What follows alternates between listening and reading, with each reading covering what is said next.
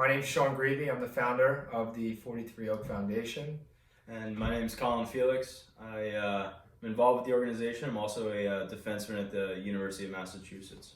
So, Colin, for those of you watching, moving forward, Colin is going to be pretty much our right-hand man here at the foundation, doing a lot of different things. He has already started, if you've seen a little more traction with the foundation, Instagram and social media.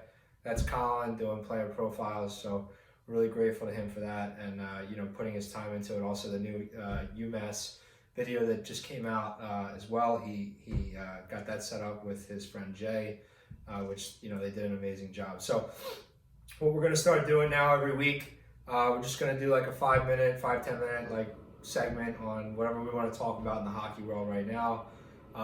Just banter a little bit back and forth, and feel free to comment on the page and give us your thoughts. Let us know what you think.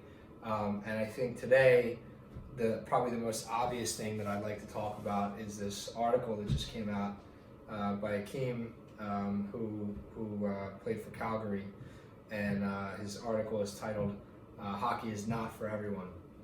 And just want to maybe give my thoughts and hear Colin's thoughts on just maybe the high level of what he feels is going on in the hockey world right now.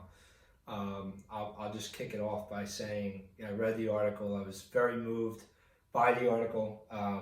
As a hockey coach who has coached many minority youth in New York City and now runs the 43 Oak 501c3 Foundation, I can tell you firsthand, being on the bench and seeing the racial issues that go on in the game are just completely unacceptable.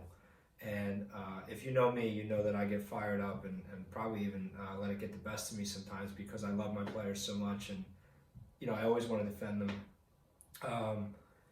But I read that article and I was very moved by his story, and I know that I've heard this story, I've seen this story.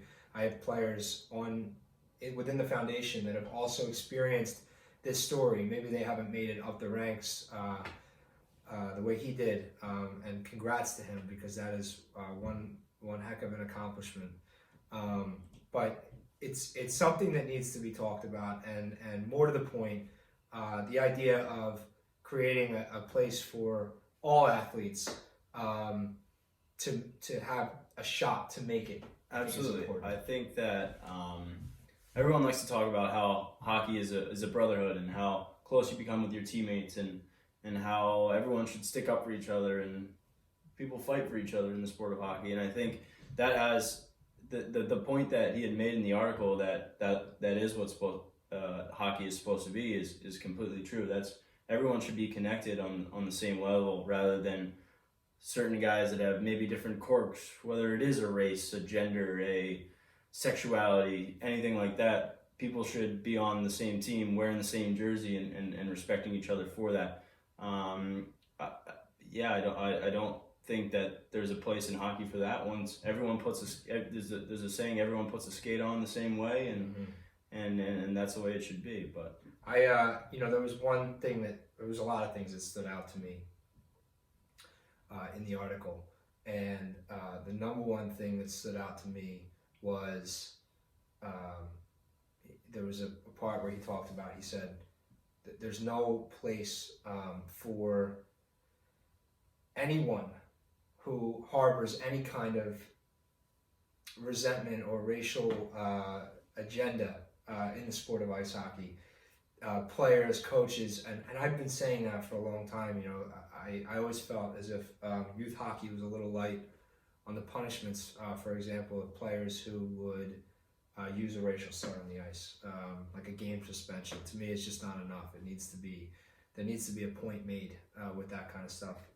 And so that's probably the first thing that has to change before anything else. There is no place. When a person gets into the locker room and puts their gear on, there should be one thing on their mind, is playing the sport of hockey. Absolutely. And that's the way it should be. They shouldn't have to worry about the fans yelling things from the stands. They shouldn't have to worry about referees calling a game a certain way because of other aspects that don't involve the sport of hockey.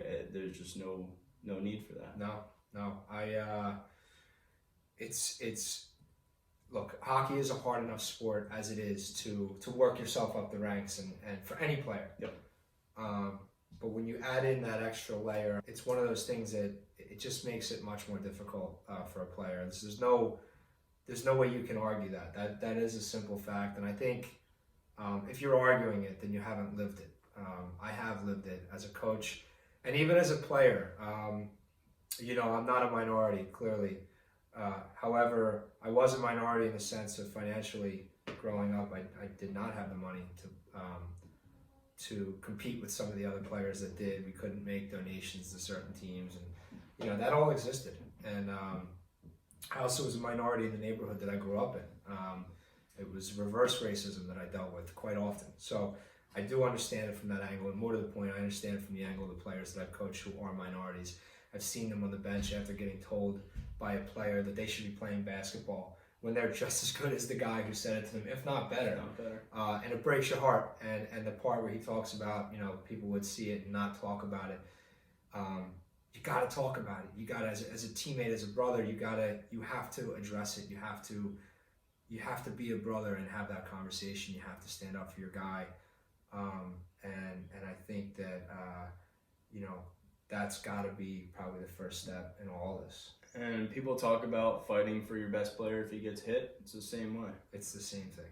I think the bigger picture, we can talk about this like in our next, like, you know, our next segment.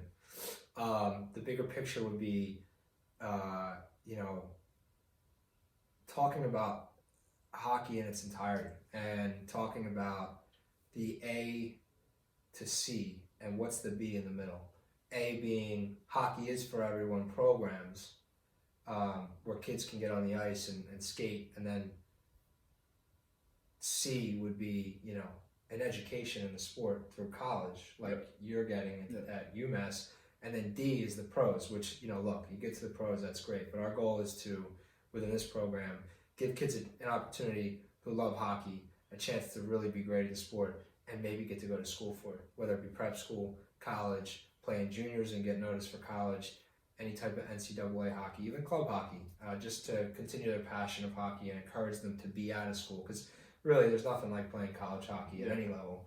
And just being able to continue the game. I mean, I wish that I could have, you know, in retrospect, played hockey, you know, longer, but you know, I couldn't. So at some point, when push comes to shove, people need some help sometimes, and the connections that you build. And I mean, I can speak firsthand that I've had people help me along the way, and I wouldn't be where I am now without the help of others. So yeah, it's so important. I mean, these kids, that's our other goal, right? Is to not only financially put a kid in a position to succeed and play at a high level, but also to get them the opportunity to even get looked at for that high level. Because you know, there's 20 guys to a roster on any team. That's not a lot of people.